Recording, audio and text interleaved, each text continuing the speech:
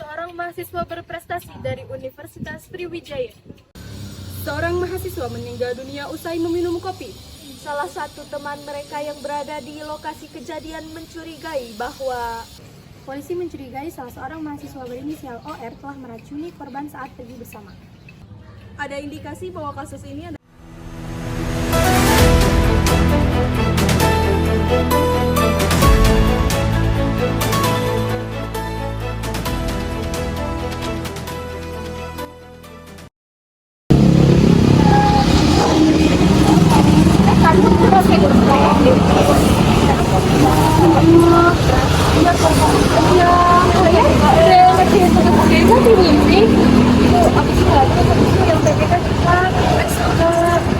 belumnya mau tes juga belum belajar ya.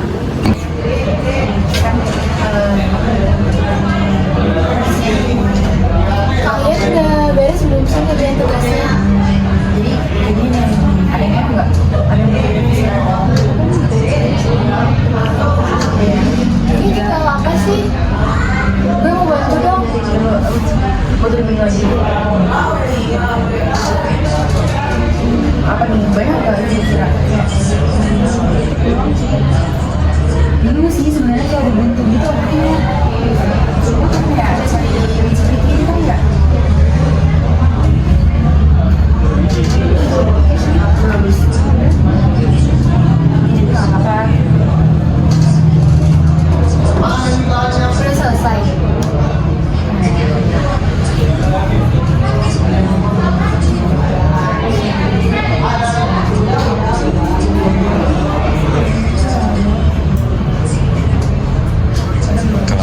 Udah kelima.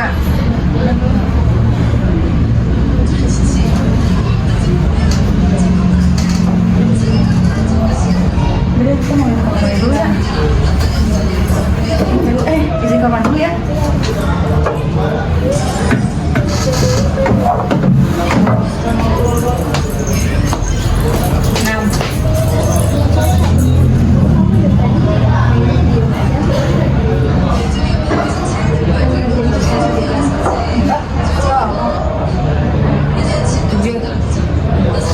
Aku kayaknya lebih suka kalau mandi juga deh. Kamu mandi dulu ya.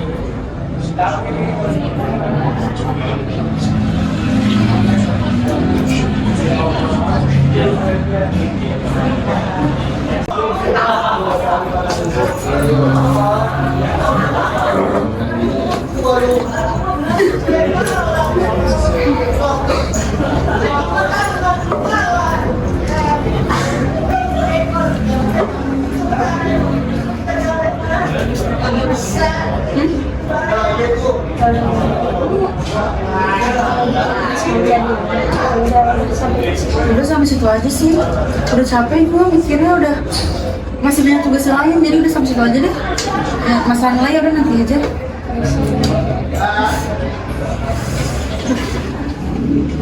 Harusin ya?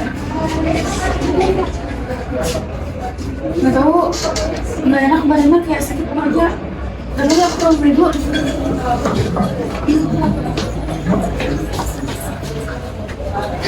Napas ya. Gue matiin. Nggak tahu deh.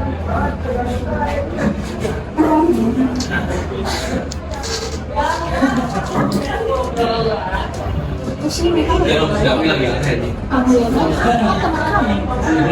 Ya, ke kamar mandi dulu ya.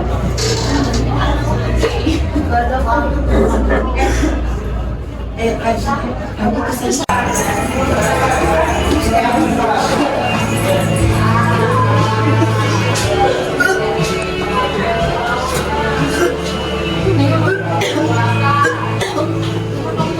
Ini aku pusing banget.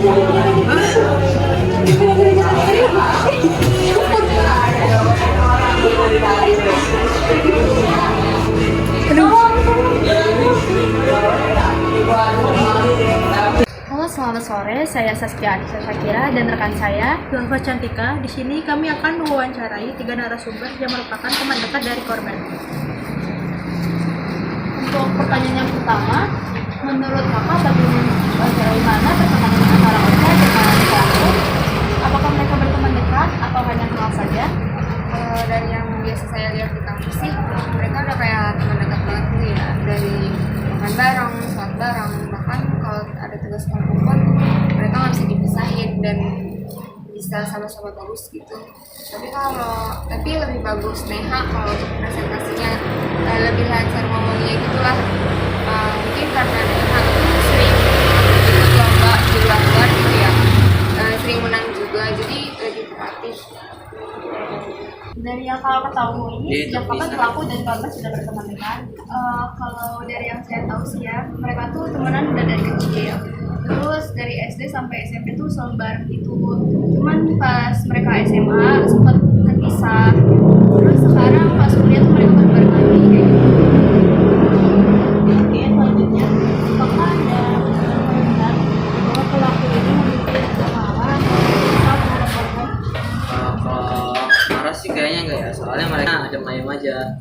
Tapi semenjak si Neha ini kan temenan sama anak dari kelas lain, namanya juga saya nggak tahu. Kalau mereka lagi bareng, si Ocha jadi lebih sering diem. Mungkin si Ocha juga kurang senang sama teman barunya si Neha. Oke, baik. Apakah mungkin kejadian ini ada kaitannya dengan masalah percintaan? Kalau itu sih juga tahu ya. Soalnya mereka nggak pernah ngomongin siapa orang yang mereka suka. Tapi kalau misalnya emang berawal dari percintaan itu mungkin bisa jadi. Tadi ada sempat mengatakan bahwa mereka bertiga ini awal berkumpul, pelaku ini lebih sering diam. Menurut Anda, apakah kejadian ini karena pelaku itu merasa iri terhadap korban? Kalau itu sih saya juga nggak tahu karena isi hati tiap orang kan beda-beda ya. Kita juga nggak bisa membaca isi hati orang gimana. Tapi itu juga bisa jadi kemungkinannya dia iri mungkin. Bisa kami cukupkan untuk pertanyaannya. Terima kasih atas waktunya. Sebelumnya saya mau tanya hubungan Mbak dengan pelaku dan korban ini bagaimana? Apakah hanya teman biasa atau teman dekat? Untuk hubungan saya dengan korban itu sendiri, saya cukup dekat dengan dia, tapi kalau untuk dengan pelaku saya hanya sebagai teman biasa saja. Apa benar pada saat kejadian tersebut Mbak mencuekin si pelaku? Ya benar, pada saat itu kami berdua memang mungkin karena kami terlalu sibuk mengerjakan tugas, jadi pelaku sempat bertanya kepada kami, tapi kami hanya menghiraukannya saja. Lalu di hari itu sebelum dan sesudah kejadian, apakah Mbak menyadari atau merasa ada gerak-gerik aneh dari pelaku? Kalau untuk gerak-gerik saya tidak terlalu memperhatikan, tidak merasa ada yang aneh. Lalu setelah si korban meminum minumannya, apa yang terjadi selanjutnya? Setelah korban meminum minumannya, saya melihat korban ini awalnya merasa pusing. Tiba-tiba dia mengatakan kalau dia pusing, terus kemudian dia pergi lagi ke toilet.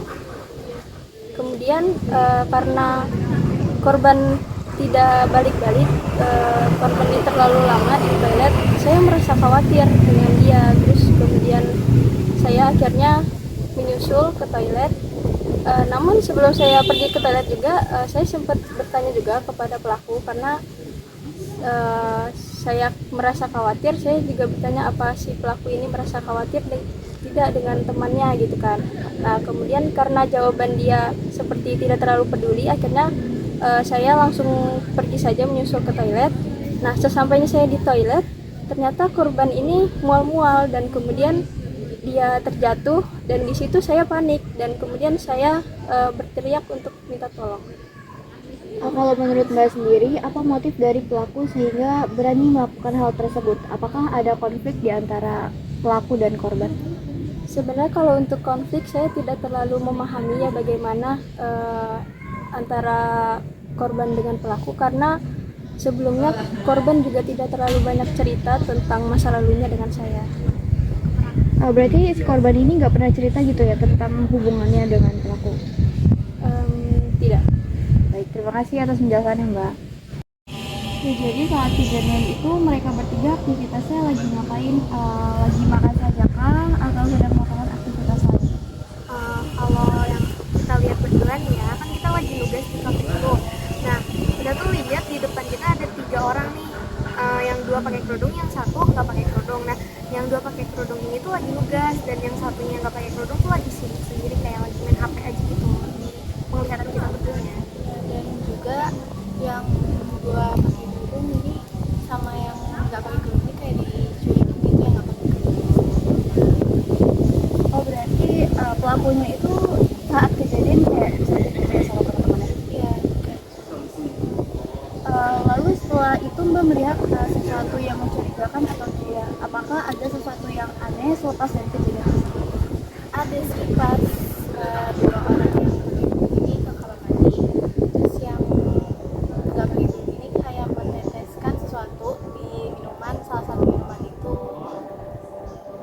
Ya jadi kayak yang kerudung biru tuh ke toilet. Nah, gak lama itu teman yang pakai kerudung coklat juga ngikutin. Nah, terus yang gak pakai kerudung tuh kayak diam-diam netesin di salah satu minuman. Terus pas mereka balik dari toilet nih 2 temennya, terus salah satu yang pakai kerudung biru tuh minum minuman itu gitu yang udah ditetesin. Dikira kita tuh itu kayak apa, stevia gitu kan, yang gak aneh-aneh lah gitu. Terus gak lama dari itu yang pakai kerudung biru tuh kayak tiba-tiba ke toilet gitu, dan itu tuh yang bikin curiga kita tuh waktu yang nggak pakai kerudung tuh bilang itu kan teman kamu gitu. Sementara kan kita taunya mereka bertiga mungkin teman gitu kan. Jadi kayak itu yang bikin aneh, dan yang temen yang pakai kerudung coklat juga kan ngikutin nih ke toilet gitu. Dan dari situ kita dengar kata yang teriak minta tolong gitu. Terus dari situ pergi, mereka bertiga pergi. Itu kejadian yang mencurigakan sih. Oke, terima kasih Mbak atas penjabarannya. Kami perwakilan dari Polresta Bogor akan menginformasikan beberapa penemuan barang bukti mulai dari botol racun dan minuman korban dan juga HP untuk transaksi racun. Botol racun yang ditemukan sendiri berupa cairan, lalu ada minuman korban. Diteteskan botol racun sebanyak 2-3 tetes yang digunakan sebagai sarana dalam racun.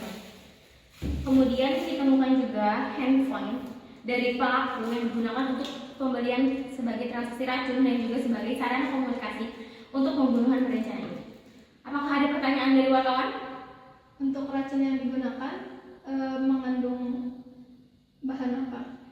Untuk kandungan dari racunnya sendiri, dia merupakan racun yang cairan dan juga terdapat kandungan arsenik.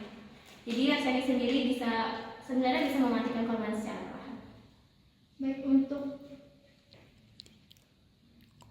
keadaan korban selanjutnya, apakah ada penanganan yang lebih lanjut? Untuk keadaan dan kondisi korban masih dalam pengecekan di rumah sakit. Apakah ada pertanyaan lagi? Cukup? Cukup. Baik, terima kasih. Akhirnya saya juga tugasnya di Pimret, tinggal nunggu Pimret kesini. Sambil nunggu Pimret, gimana kalau kita makan dulu? Ayo. Aku yang pesenin GoFood ya? Boleh. Pesennya samain aja sama minum. Oke.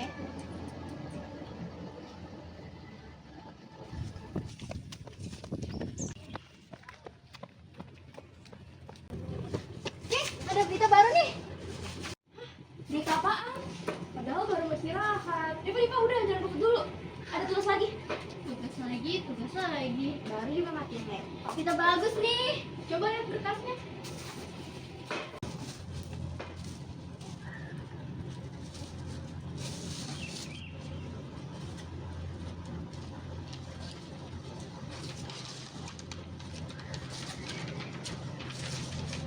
Wah, bagus nih.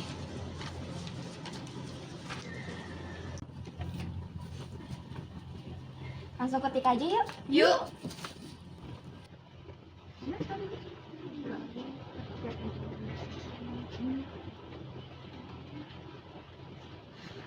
Ini bang dong, ini dong. Ini kok gue pusing banget. Ini gak sih?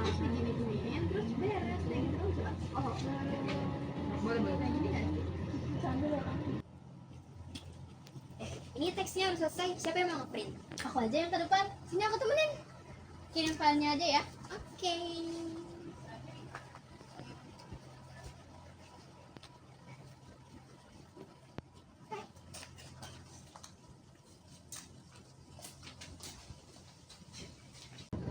Selesai juga.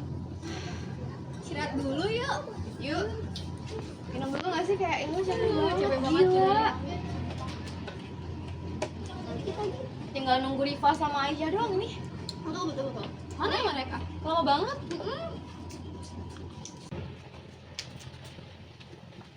Ini teksnya Akhirnya selesai juga. Tinggal kasih tunjuk ke Bimrat nih. Bimrat mana sih? Lama banget. Mana ya dia? Halo Pak, gimana laporannya? Oh, udah beres.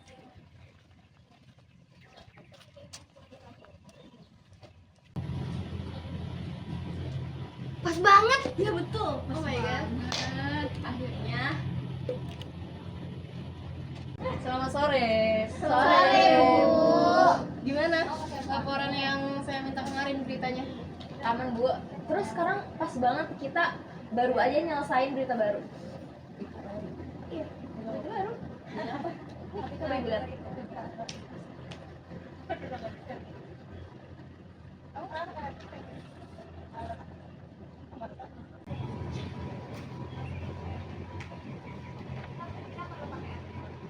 Ini topik baru. Iya, itu topik baru. Tadi saya baru dikasih sama divisi reportase.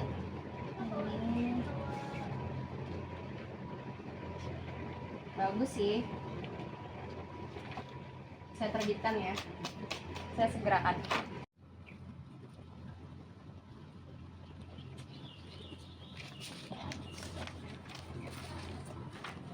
Alhamdulillah ya. Akhirnya keluar juga. Aduh, capek banget. Capek ya? Iya, capek banget, Bu. Yaudah, di sini kalian istirahat, terus nanti saya pesenin makanan buat bonus kalian udah kerja. Terima kasih banget, sama-sama. Makin semangat lagi ya besok-besok kerjanya. Iya. Bapak kayak kok tega banget Mbak. Kok kayak gitu sih Mbak? Mbak teman udah dari udah berapa lama temenannya Mbak?